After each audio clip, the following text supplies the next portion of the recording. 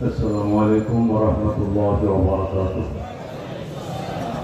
نحمده ونستعينه ونستغفره ونؤمن به ونتوكل عليه ونعوذ بالله من شرور أنفسنا ومن سيئات أعمالنا. من يهده الله فلا مضل له ومن يضلله فلا هادي له. ونشهد أن لا إله إلا الله وحده لا شريك له. ونشهد أن سيدنا ومولانا محمدا عبده ورسوله. أما بعد فأعوذ بالله من الشيطان الرجيم. بسم الله الرحمن الرحيم. ومن يتق الله يجعل له مخرجا ويرزقه من حيث لا يحتسب ومن يتوكل على الله فهو حسبه. وعن عمر بن الخطاب رضي الله تعالى عنه قال قال رسول الله صلى الله عليه وسلم لو كنتم تتوكلون على الله حق توكله لرزقكم الله تعالى كالطير تغدو خماسا وتروح بطانا. صدق الله المولانا العظيم وصدق رسوله النبي الكريم ونحن على ذلك لمن الشاهدين والشاكرين والحمد لله رب العالمين. اللهم صل على سيدنا ونبينا وشفيعنا وحبيبنا ومولانا محمد صلى الله عليه وعلى آله وأصحابه وبارك وسلم. ঐতিহ্যবাহী বাংলাদেশ অরাজনৈতিক সংস্থা আত্মশক্তিমূলক সংগঠন বাংলাদেশ মুজাহিদ কমিটি খিলগাঁও থানা এবং মুজাহিদ কমিটির একটি মাদ্রাসাকে কেন্দ্র করে আজকের ওয়াজ ও খালকায়ে জিকির প্রোগ্রামের মহতারাম সভাপতি, আজকের মাহফিলের মধ্যমণি, বাংলার লাখ ও কোটি তৌহিদি জনতার রাজনৈতিক এবং আধ্যাত্মিক রাহবর। কথা বলতে কিনা? বিশ্বের চরমনাইকে শুধু আমরা আধ্যাত্মিক রাহবর মনে করি আর রাজনীতি করি, স্বৈরাচারের এমন দল আমরা নই। আমরা যাকে আধ্যাত্মিক রাহবর মনে করি, রাজনৈতিক রাহবর তাকেই মনে করি। তিনি হলেন রাজপথের বীর, খানকার পীর, তার নাম পিসের দরবার। আজকে সিংহ পুরুষ আমাদের সামনে হাজির। আলহামদুলিল্লাহ। ইন আউলিয়াউহু ইল্লাল মুত্তাকুন। আল্লাহ বলে আমার বন্ধু যারা হয় আর কেউ নয়, ওরা আর কেউ নয়, এরা মুত্তাকিন, খোদাভীতি অন্তরে। কথা ঠিক না? আমি খুতবা দুরূদ শরীফের পর আপনাদের সামনে সূরা তালাক থেকে 2 নম্বর আয়াতের অংশ বিশেষ তেলাওয়াত করেছি।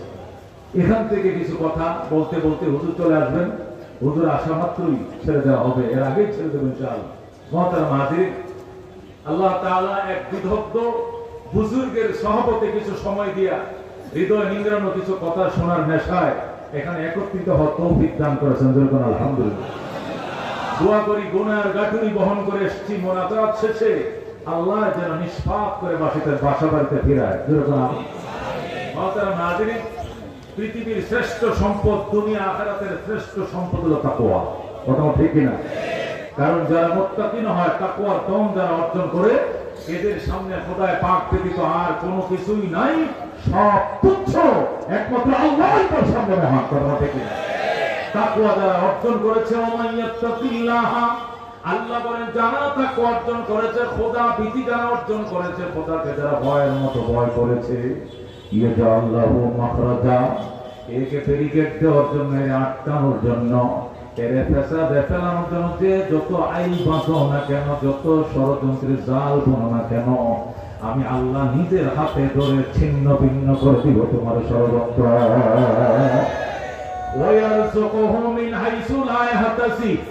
এমন জায়গা থেকে তোমার জন্য রিজিকের ফয়সালা করব, সেখান থেকে রিজিক পাইবা এ কল্পনাও কোনোদিন তুমি করো নাই।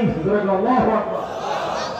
মুফাসসিরে কেরাম লেখে পৃথিবীতে মানুষ দুটি জিনিসের জন্য সকাল থেকে সন্ধ্যা, সন্ধ্যা থেকে আবার সকাল, সকাল থেকে আবার সন্ধ্যা, আবার সন্ধ্যা থেকে পরের দিন সকাল পর্যন্ত নির্ঘুম মেহনত করে পৃথিবীতে মানুষ দুইটা জিনিসের জন্য। কটা জিনিসের জন্য? খেয়াল করে শোনো মুহতারাম হাজিরিন, পৃথিবীতে মানুষ জন্ম নেওয়ার পরে মৃত্যুর মাটি নাকে মুখে আসার আগ পর্যন্ত দুইটা জিনিসের জন্য পরিশ্রম করে। কয়টা জিনিস? এক নম্বর জিনিস হলো মান সম্মান ইজ্জত নিয়ে দুনিয়াতে বাঁচার এক নম্বর সংগ্রাম মানুষের। কথা ঠিক না? কোন আলেম ওলামা বুজুর্গের সাথে দেখা হইলে হুজুর একটু দোয়া করেন মান ইজ্জত নিয়ে যাতে দুনিয়াতে বেঁচে থাকতে পারে। কথা ঠিক না? আর দুই নম্বর চাওয়া পাওয়া মানুষের এক মুঠ ডাল ভাতের জন্য যেন কাহারো দুয়ারে যাতে হাত পাততে না হয়। হুজুর দোয়া করেন আল্লাহ যেন হালাল রিজিকের মাধ্যমে এক মুঠ ডাল ভাতের ব্যবস্থা করে, এক মুঠ ডাল ভাতের জন্য যেন কাহারো দ্বারস্থ হতে না হয়। মানুষ কয়টা জিনিস চাই দুনিয়াতে? এই দুটো জিনিসের জন্য টাইমের উপর ওভারটাইম করছে মানুষ। কথা ঠিক কিনা? এক নম্বর হলো মান সম্মান ইজ্জত নিয়ে মানুষের ষড়যন্ত্র, মানুষের অত্যাচার অবিচার থেকে বেঁচে কোন মতে নিরাপদে থেকে জীবন যাপন করতে পারি মতো। দুই নম্বর হলো ডাল ভাত, আল্লাহ যেন দুই বেলা আমরা খাওয়ার তৌফিক দেয়, ডাল ভাতের জন্য যেন কাহার দুয়ারে হাত পাততে না হয়। এই দুটি জিনিসের জন্য মানুষ কান্দে। আল্লাহ তুই কার দুয়ারে কান্দোস? আমার দুয়ারে আয়। আল্লাহু আকবার। আয় আয় আয় দারোগীর হাজে বদর ওয়ান ঈদর গারনিস। এই দুনিয়ার মানুষের কাছে চাইলে মানুষ বেজার হয়, আমি মাওলার কাছে না চাইলে আমি বেজার হই। কথা ঠিক না? দুনিয়াতে মানুষ যত বড় পয়সার মালিক হোক, কোটি কোটি টাকা পয়সার মালিক হোক, এর কাছেও যদি ভিক্ষুক যায়, বনশ্রীতে 5টা বাড়ি, কটা বাড়ি? বনশ্রীতে তার 5টা বাড়ি। এরপরেও যদি কোনো ভিক্ষুক যায়, কয় স্যার আজকে শুক্রবার মুহররম মাসের 15 তারিখ, এই হুসাইন শহীদ হয়েছে কারবালার ময়দানে যে ছাপে, এই ছাপে আপনার কাছে আমি গরিব আসছি, আমার 10টা টাকা দেন। কয় নাই, কোনো টাকা পয়সা নাই। 4-5টা টাকা দেন। কয় না, কোনো টাকা পয়সা নাই। 1টা টাকা হইলে দেন। কয় দেওয়া যাবে না। আছে না নাই? আছে না নাই? অথচ সে 5টা বাড়ির মালিক। আল্লাহ রাব্বুল আলামিন বলে এইটাকেই বলে মানুষ চাইলে বেজার, আর আমি আল্লাহ এমন সত্তা, না চাইলে বেজার। কথা ঠিক কি না? আল্লাহ আমার ভয়, আমার ভীতি অন্তরে জায়গা দে, আমার উপরে তুই আস্থাশীল হ। আস্থা তোর অস্ত্রের উপর নয়, আস্থা তোর ক্ষমতার উপর নয়, আস্থা তোর রাজত্বের উপর নয়। তুই বড় দল করস, তোর দলের কর্মী বেশি, সংগঠন শক্তিশালী, অঙ্গ সংগঠনের অনেক সদস্য, এর উপরে তুই আস্থা রাখিস না। আস্থা রাখ কার উপরে? কার উপরে? আল্লাহর উপরে। সংগঠনের উপরে আস্থা রাখো না। বহু সংগঠন ওলারা 50 বছর 70 বছর সংগঠন করেছে, আস্থা করছে সংগঠনের উপরে, মাওলার থেকে আস্থা সরায় নিছে। আল্লাহ রাব্বুল আলামিন মাটি ছাড়া ঘর ছাড়া বানায় দিছে। কেন?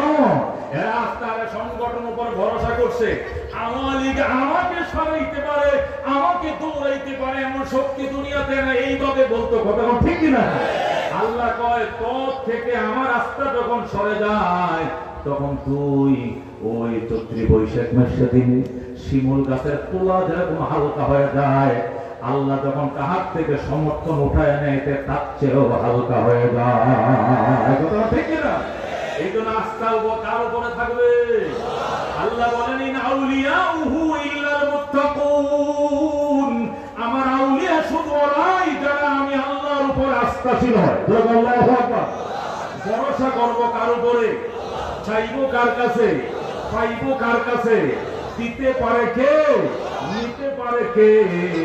আল্লাহর উপরে ভরসা। এই জন্য আল্লাহ ইয়াত্তাকিল্লাহ, যে ব্যক্তি খোদা প্রীতি অর্জন করবে, খোদায় পাকের একমাত্র ডরাবে, খোদায় পাকের উপর আস্থাশীল হবে, যে দুটি জিনিসের জন্য তুমি দুনিয়াতে আসার পর থেকে নিয়ে এই যে হামাগুড়ি শুরু করছো, টাইমের উপর ওভারটাইম শুরু করছো, তারপরেও তোমার দিন ঘুরে না, তোমার সচ্ছলতা আসে না, অবাক্তুর হয় না। আমি আল্লাহ কথা দিলাম দুটোটাই দিব। তোমার জন্য যে যত বড় প্রতিবন্ধকতা তৈরি করো, ধুলির সাথ হয়ে যাবে তার প্রতিবন্ধকতা, আল্লাহু আকবার, উড়ে যাবে তার ষড়যন্ত্র। ইয়াজআল্লাহু মাখরাজা, আমি আল্লাহ তোমার জন্য সমস্ত রুক্ত পথগুলো খুলে দিব। ওয়ারযুকুহু মিন হাইসু লা ইয়াহতাসিব, এমন জায়গা থেকে রিজিকের ধার তোমার জন্য খুলে দিব, সেখান থেকে রিজিক পাইবে কল্পনাও তুমি কোনোদিন করো না। সুবহানাল্লাহ। মক্কায় এক লৌহ মানব ছিলেন, ওনার নাম ছিল হযরতে আউফ ইবনে মালিক। কি নাম? জোরে কোন কি নাম? হযরতে আউফ ইবনে মালিক। মক্কায় উমর যেরকম লৌহ মানব ছিলেন, সিংহ পুরুষ ছিলেন, আউফ ইবনে মালিক মদিনার এরকম সিংহ পুরুষ ছিলেন। নবী আলাইহিস সালাম মদিনা গেলেন, আউফ ইবনে মালিক বলতেছে, কে রে, এমন কোন ব্যক্তি মদিনায় আসলো যাকে দেখার জন্য হাজার হাজার মানুষ ভিড় করে, আমাকে তো যেতে হবে। আউফ ইবনে মালিকের নেতা কর্মীরা বলে, খবরদার, মুহাম্মদকে দেখতে যাওয়ার দরকার নাই। কেন? দুইটা অপরাধী। এক নম্বর অপরাধী সে বাপ দাদার ধর্ম ছেড়ে দিয়েছে, দুই নম্বর আত্মীয়তা সম্পর্ক ছিন্ন রেখে নিজের মাতৃভূমি ছেড়ে দেশে চলে আসছে। এমন মানুষের সাথে আমাদের দেখা করার দরকার নেই। যেরকম নাউযুবিল্লাহ। এইভাবে আউফ ইবনে মালিককে 6টি বছর নবী আলাইহিস সালামের সাথে দেখা করতে দেয় নাই তার নেতা কর্মীরা। কেন? জানে মুহাম্মদ যদি নেতৃত্বে চলে আসে, আমাদের নেতৃত্বের বের থাকবে না। কথা ঠিক না? ইসলামের নেতৃত্ব অনেকেই মেনে নিতে চায় না। ইসলাম ক্ষমতা এলে টেন্ডারবাজি বন্ধ, ইসলাম ক্ষমতা এলে নারীবাজি বন্ধ, ইসলাম ক্ষমতা এলে স্বৈরাচারী বন্ধ হয়ে যাবে, চুরি ডাকাতির হাত বন্ধ হয়ে যাবে। এই জন্য ইসলাম ফোবিয়ায় মানুষ কাতর। কথা ঠিক না? ইসলামের নাম শুনলে ভয় পায়, মুসলমানের নয়, খাসে কুদ্দারে চলে না। কথা ঠিক না? এই জন্য মদিনার বেঈমানেরা আউফ ইবনে মালিককে নবীর সাথে দেখা করতে দেয় না। আল্লাহর হাবিব একদিন স্বপ্ন দেখাইলেন, আউফ, দেখা করলি না, ঠিক আছে, পরে আসলে আর নবীরে পাবি না। আল্লাহু আকবার। হযরত আউফ ইবনে মালিক ঘুম থেকে উঠলেন, উঠে বললেন, কি দেখলাম? কে স্বপ্ন দেখাইলো আমাকে? কি দেখলাম? যাক, এতদিন তো পরামর্শ করছে, আমার কেউ যাইতে দেয় নাই, আজকে কোনো পরামর্শ নাই। বউরে বলছে, ঘুমায় থাকো, আমি এক জায়গায় যাইতেছি, দেরি হইলে টেনশন করিও না, আমি এক জায়গায় যাই, আমি এক স্বপ্ন দেখছি, বাস্তবায়ন করতে যাই। যেরকম সোজা হযরত আউফ ইবনে মালিক আল্লাহর হাবিবের দরজা যাইয়া ডাক দিয়ে কয়, মুহাম্মদ ইবনে আব্দুল্লাহ, ফাক্কিল বাব, গেট খুলেন। আল্লাহু আকবার। মুহাম্মদ ইবনে আব্দুল্লাহ গেট খুলে আল্লাহ নবী কো, মান আনতা, তুমি কে? কো, আনা আউফ ইবনে মালিক, আমি আউফ ইবনে মালিক। আল্লাহু আকবার। আল্লাহ হাবিব কাজ করে গেট খুলে দিলেন। আউফ ইবনে মালিক আল্লাহর হাবিবের চেহারা দিকে ছায়ে রইছে। আল্লাহ নবী কো, তুমি আউফ ইবনে মালিক? কো, হ্যাঁ। তুমি এত দেরি করলা কেন? আউফ ইবনে মালিক কো, রাসূল কো, আমার দুশমন আপনার সাথে সাক্ষাৎ করতে দেয় না। নবী বলে, ফাদ্দাল, তুমি বসো। আউফ ইবনে মালিক রাসূল কো, আমাকে বসতে কয়েন না, আমি নুরানি চেয়ার দিয়ে খেলুই। আল্লাহর হাবিবের দিকে ছায়ে রইছে, দীর্ঘ সময় ধরে ছায়ে রইছে, অনেক কান পর্যন্ত তাকানোর পরে বলতেছে, আল্লাহ, লাইসা হাযাল ওয়াজহু ওয়াজহু কাযযাব। আল্লাহু আকবার। আউফ ইবনে মালিক কসম করে বলতেছে, মদিনাবাসীরা, এই চেহারা কোনদিন মিথ্যাবাদীর চেহারা হতে পারে না। তোরা কেন আমাকে সাক্ষাৎ করতে দিলি না? আউফ ইবনে মালিক আল্লাহর হাবিবের কদমের উপরে পড়ে পড়া দেন, আশহাদু আল্লা ইলাহা ইল্লাল্লাহ ওয়া আশহাদু আন্না মুহাম্মাদান আবদুহু ওয়া রাসূলুহু। মুসলমান হয়ে গেল। আল্লাহু আকবার। হযরত আউফ মুসলমান হলো। আল্লাহ নবী কো, তোমার ফ্যামিলি মেম্বার কয়জন? আমার ওয়াইফ আছে এবং আমার একটা ছেলে আছে, আমি একটা মাত্র ছেলের জনক, কারণ ছেলে মেয়ে নাই, কোন একটা ছেলে। কি নাম? কো, সালেম। কি নাম তোমার ছেলের নাম? আমার ছেলের নাম সালেম।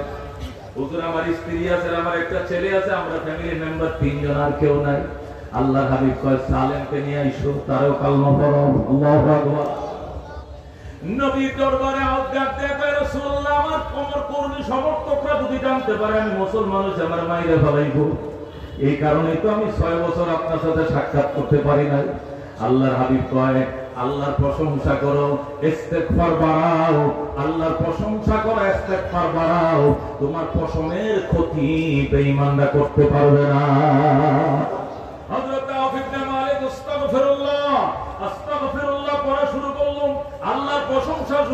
আর আল্লাহর উপরে ভরসা করে চলতে শুরু করলো। নবী বলতে আল্লাহর উপরে আস্থা রাখার জন্য, ভরসা রাখার জন্য তিনি আল্লাহর উপরে ভরসা রেখে চলতে শুরু করলেন। বাড়িতে আসলেন, আসার পরে যখন বললেন ও মদিনার মুনাফিকরা শোন, গেল রাতে নবীকে স্বপ্ন দেখে কাউকে না বইলা নবীর হাতে কালমা পড়ে মুসলমান হয়ে গেছি। কর্মী সমর্থকরা করলেন কি, আমাদেরকে না বইলা মুসলমান হয়ে গেলেন। কামটা ঠিক করলেন নি। আউফ ইবনে মালিক ঠিক করি নাই। কেন ঠিক করেন নাই কোন? 6 বছর আগেই মুসলমান হওয়ার দরকার ছিল, 6টা বছর দেরি করছি, আমি ঠিক করি না। আমার যদি মরণ এই 6 বছরে হয়ে যেত, আমি জাহান্নাম ছাড়া আমার কোনো রাস্তা ছিল না। এই জন্য দেরি করার আমার ঠিক হয় নাই, আগেই মুসলমান হওয়ার দরকার ছিল। এই বলে যখন জবাব দিলেন, কর্মীরা চলে গেল। স্ত্রীর কাছে যায়, আপাম ভাই মুসলমান হয়েছে, আপনি হয়েন না, আপনি আমাদের সঙ্গে থাকেন, এমন শিক্ষা দিব আপনার স্বামীকে দুনিয়া থেকে বিদায় করে দিব। স্ত্রী ডাক দিয়ে, আমার স্বামীকে তোরা শিক্ষা দিতে আমাকে হাত করার জন্য এসেছিস? আমি দেরি করে মুসলমান হইতাম, আর দেরি নয়, আমি এখন এই কারণে করে মুসলমান হয়ে গেলাম। আল্লাহু আকবার। যখন স্ত্রী মুসলমান হয়ে গেছে, এখন নেতা কর্মীরা গেছে তার ছেলে সালেমের কাছে যায়, সালেম সন্তোষ নি কি তোর আব্বা আম্মা তো ইতিমধ্যে কালমা পড়ে ফেলছে, তোর খবর কি? আমি তো এখন কালমা পড়ি নাই। তুই কালমা পড়িস না, তুই আমাকে সঙ্গে থাক, তোর সাথে করে নিয়ে এমন প্রতিরোধ গড়ে তুলবো, তোর বাবাকে তোর মাকে শিক্ষা দিয়ে দিব। সালেম ডাক দিয়ে কয়, সন্তানের নেতৃত্বে বাবাকে শিক্ষা দিবা, আর দেরি নয়। আমি এখন এই বিল পাতারে রওনা করলাম, নবীজির দরবারে দেখো আর কোনো কথা নেই, আমার ওই কালমা পড়ান যে কালমা আমার বাবাকে পড়াইছে। হযরতে সালেম মুসলমান হয়ে যায়। আল্লাহু আকবার। এবার তিনজন ফ্যামিলি মেম্বার, তিনজন নবীর কাছে দেখে, রাসূলুল্লাহ গোটা মদিনার মানুষ আমাদের বিরুদ্ধে চলেছে, এখন আমাদের কি উপায় হবে? নবী কো, আল্লাহর উপরে ভরসা করো, ইস্তেগফার করো, কেউ কোনো ক্ষতি করতে পারবে না। আল্লাহু আকবার। ঠিক আছে, আল্লাহর হাবিবের কথার উপর আস্থাশীল হয়ে তারা আল্লাহর উপর ভরসা করে জিন্দেগি শুরু করলো। বিকাল বেলা সালেম গেছে বাজার করার জন্য। গ্রাম দেশে বিকালে বাজার বহে, ওই বাজার থেকে বাজার করে সালেম যখন মদিনার দিকে রওনা করছে, রাস্তার মধ্যে শত্রুরা তারা অপহরণ করে ফেলছে। হযরত সালেমের চোখ বন্ধ করে, মুখ বন্ধ করে, চোখ পা বেঁধে তাকে অপহরণকারীরা গুম করে ফেলছে। হযরত আউফ এখন আর সালেমকে পায় না। নবীজির দরবারে যায়, বলছে, ইয়া রাসূলুল্লাহ, আমি বিশ্বস্ত সূত্রে জানতে পাইছি আমার সালেমকে শত্রুরা গুম করে ফেলেছে। আল্লাহর হাবিব, আল্লাহর উপর আস্থা রাখো, রোজা রাখো, তোমার ছেলে চলে আসবে। আল্লাহু আকবার। আউফ ইবনে মালিক এবং তার স্ত্রী রোজা রাখলেন, কান্নাকাটি করলেন, ইফতার করে দেখা করলেন, রাসূল গো রোজা তো রাখছি, কিন্তু আমার সালেম তো আসলো না, তো আবার রোজা রাখো। পরের দিন আবার রোজা রাখছে, ইফতারের পরে যায়, হুজুর আমার ছেলে তো আসলো না, তো আরেকদিন রোজা রাখো। তৃতীয় দিন রোজা রাখছে, ইফতার শেষে যায়, ইয়া রাসূলুল্লাহ রোজা তো 3টা হয়ে গেল, কিন্তু আমার ছেলে তো আসে নাই। আল্লাহর হাবিবকে বুঝেছি, আমি মুনাজাতে হাত বাড়াইবো, তোমরা আমিন আমিন বলবা। আল্লাহু আকবার। আল্লাহর হাবিব হাত বাড়ায়, আল্লাহ তুমি আউফের ছেলে সালেমকে কোথায় নিয়ে গেছে দুশমন, তুমি পারবে, কেউ পারবে না, মায়ের সন্তান মায়ের কোলে ফেরত পাঠাও। আল্লাহু আকবার। ইয়া আল্লাহ, আমি নবী বলছি, তোমার হাবিব হাত বাড়াইছি, আল্লাহ তোমার দরবারে আমার আকতি আমি নবী বলছি। এদের কান্না কানতে কানতে চোখের পানি ফুরিয়ে গেছে, এদের চোখে আর পানি নাই, কি দিয়ে কাঁদবে? অবশেষ তোমার নবী কান্দে, মায়ের সন্তান মার কোলে ফেরত পাঠাও, সালেমকে আজকে রাতের ভিতরে মায়ের কোলে পাঠাও। আল্লাহ নবী আমি মুনাজাত করতেছে, আর আউফের সালেমের মা বাবা আমিন আমিন বলতেছে। হঠাৎ করে নবী মুস্কি হাসি দিয়ে বললেন, বিরহমাতিকা ইয়া আরহামার রাহিমিন। আউফ হুজুর হাসলেন কেন? তো মুনাজাত কবুল হয়ে গেছে। আল্লাহু আকবার। কেমনে কবুল হইছে? তো আল্লাহ আমারে সুসংবাদ শোনাইছে, আজকে রাত্রের নিশিতে, এই রজনীর নিশি কণ্ঠে, নিশি টাইমে তোমার ছেলে দরজায় ডাক দিবে, মা আমি আইছি, দরজা খোলা। তখন শুধু দরজাটা খুলবা, তোমার সালেমকে টান দিয়া খুলে নিবা, আর কোনো বাধা নাই। মাওলা আমার সাথে কথা দিছে, তোমার ছেলেকে তোমার কোলে ফেরত পাঠাবে। আল্লাহু আকবার। যে আয়াত পড়ছি, ওই আয়াতের ব্যাখ্যার মধ্যে তাফসীর খুলে দেখেন, এই ঘটনা লেখা আছে। আল্লাহু আকবার। হযরত আউফ ইবনে মালিক এবং তার স্ত্রী কাঁদতেছে, তাহাজ্জুদ পড়তেছে পড়তেছে পড়তেছে, হঠাৎ করে শুনে দরজা দাঁড়ায়, কয় সালেম, কয় মা দরজা খুলো গো মা, আমি সালেম আইছি। আল্লাহু আকবার। হযরত সালেমের মা দরজাটা খুলে দেখে সালেম আসছে। সালেম ডাক দিয়া কয় মা, আগে আগে আমার পশু পাখিগুলো সামলাও। মা, আল্লাহ তোমাদের দোয়ার বরকতে, নবীজির চোখের পানির বরকতে এবং আল্লাহর উপরে তাওয়াক্কুল করার বরকতে আমাকে তো ফেরত পাঠাইছে। শুধু আমাকে খালি হাত ফেরত পাঠাই নাই, আমাকে আমার মা বাবার জন্য 100টা উট বোনাস দিয়েছে। মা, ওই যে দেখা যায় রশি দিয়ে বাঁধা 100টা উট, এই উটগুলো ঘরে ঢুকাও। আল্লাহু আকবার। উটের ঘরে, গোয়াল ঘরে উটগুলো ঢুকাও। আউ ডাক দিয়ে কল সালেম, 3টা দিন রোজা রেখেছি, খাওয়া নাই নাওয়া নাই, উটের জন্য নয়, সন্তানের জন্য কেঁদেছি, সন্তান পাওয়ার জন্য রোজা রেখেছি, উটের জন্য। তুমি কার উট নিয়ে আইছো?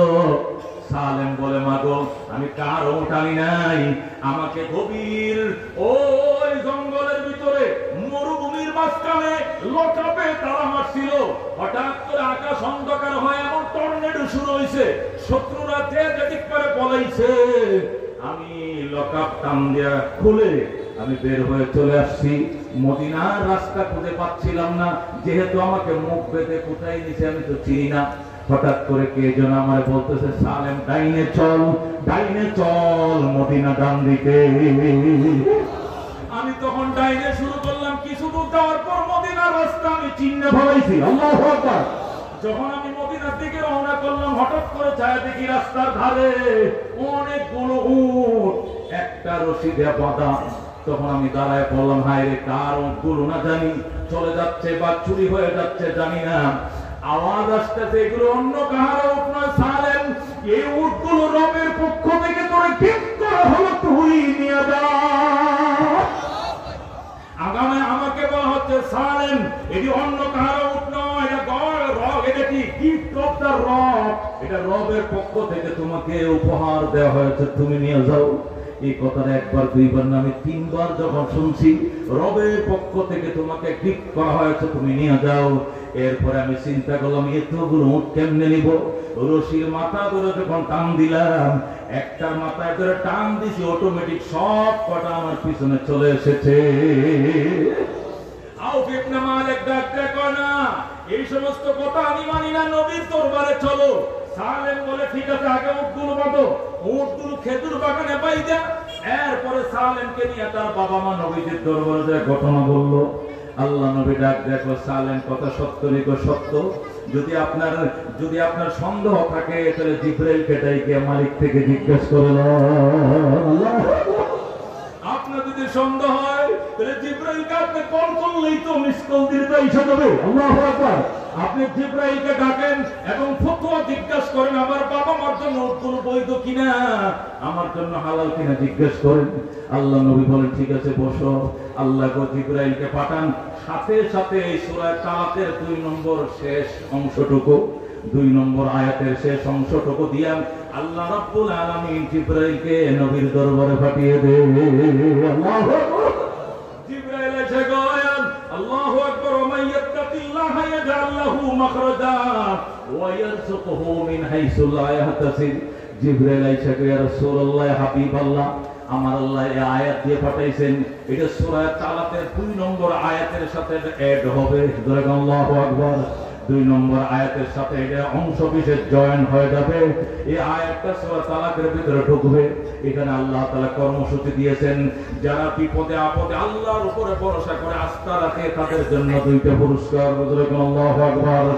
1 নম্বর পুরস্কার এদেরকে আটকানোর জন্য, যতই অপহরণকারীরা অপহরণ করুক, গুমকারীরা গুম করুক, গহীন জঙ্গলে অথবা মরুভূমির মাঝখানে লকাপে তালা মারুক, আল্লাহ নিজের হাতে তালা ভেঙে দিবেন। আল্লাহু আকবার।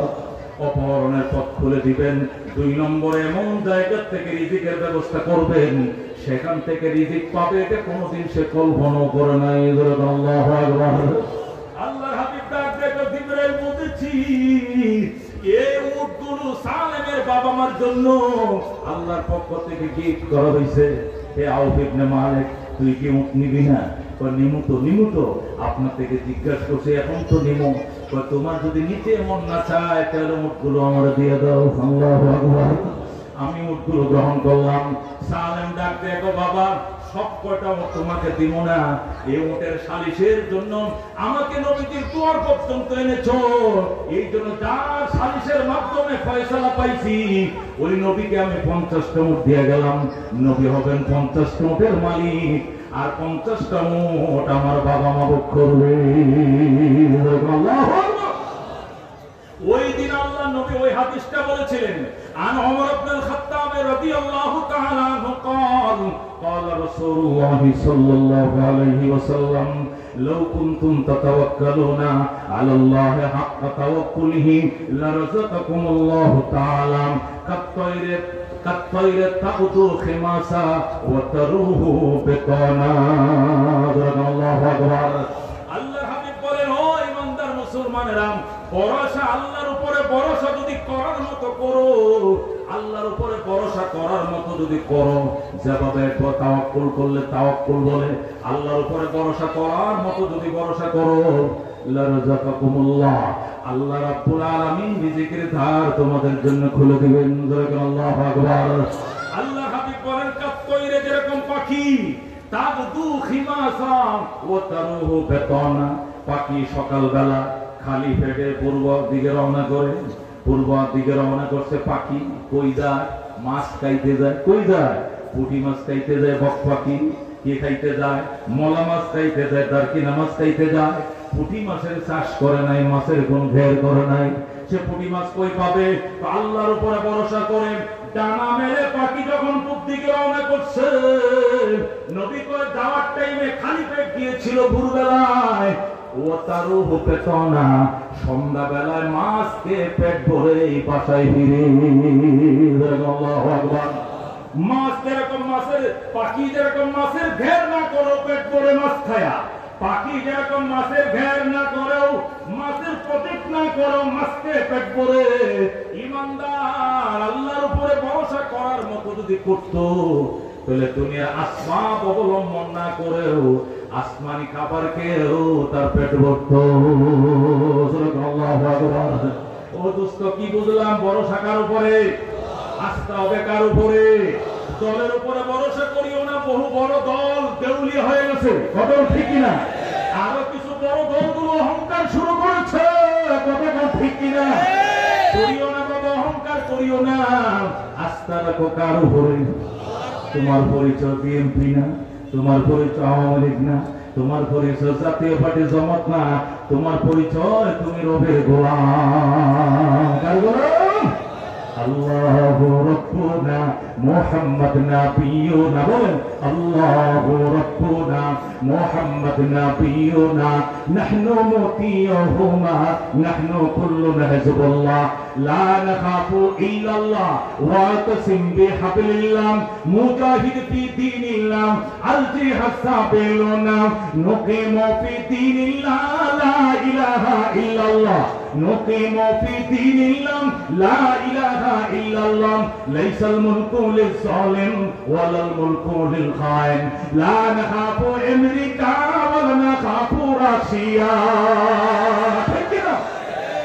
لا نخاف راشيا ولا نخاف أمريكا، على وقت قصدنا الله ربنا محمد نبينا، نحن مطيعهما، نحن كلنا حزب الله، لا نخاف إلا الله، واعتصم بحبل الله، مجاهد في دين الله، الجهاد سابلنا، نحن كل الإسلام قانونه القرآن، نحن كل الإسلام قانونه القرآن، قال الله في القرآن الملك للرحمن، الملك للرحمن، نقيم في دين الله لا إله إلا الله، نقيم في دين الله لا إله إلا الله، ليس الملك للظالم ولا الملك للخائن، لا نخاف إسرائيل ولا نخاف الأنبياء، لا نخاف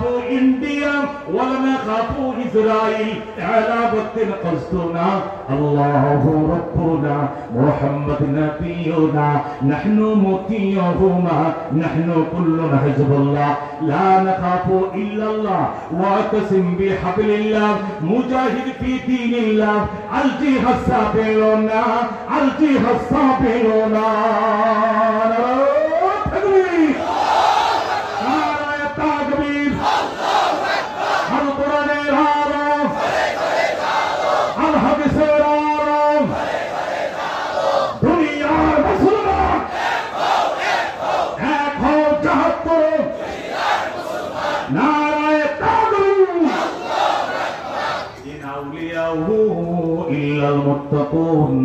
আল্লাহ বলেন আমার ওলি যারা হয় এরা তাকওয়ার ধনের মালিক আর কেউ নয়। কথা ঠিক কি না? আল্লাহর ওলি যারা এরা তাকওয়ার ধনের মালিক। ও দোস্ত এই তাকওয়াশীলদের কথা শুনলে দিলের খোরাক হয়। কথা কোন ঠিক কি না? আত্মার খোরাক হয়। কথা কোন ঠিক কি না? আল্লাহর ওলি পৃষ্ঠা সর্বনাই মুত্তাজিল্লুল আলী একসাথে নামাজ পড়ছি হুজুরের সাথে দাঁড়ায় নামাজ পড়ছি। মুফতি সাহেব যান একটু আলোচনা করেন, আমি আসতেছি ইনশাআল্লাহ। জোরে করে আলহামদুলিল্লাহ। আল্লাহর ওলির হৃদয় নিংড়ানো বয়ান শুনতে কারা কারা দিয়েছে? জোরে করে আলহামদুলিল্লাহ। আল্লাহ কবুল করেন। জোরে করে আমিন। মঞ্জুর করেন। জোরে করে আমিন।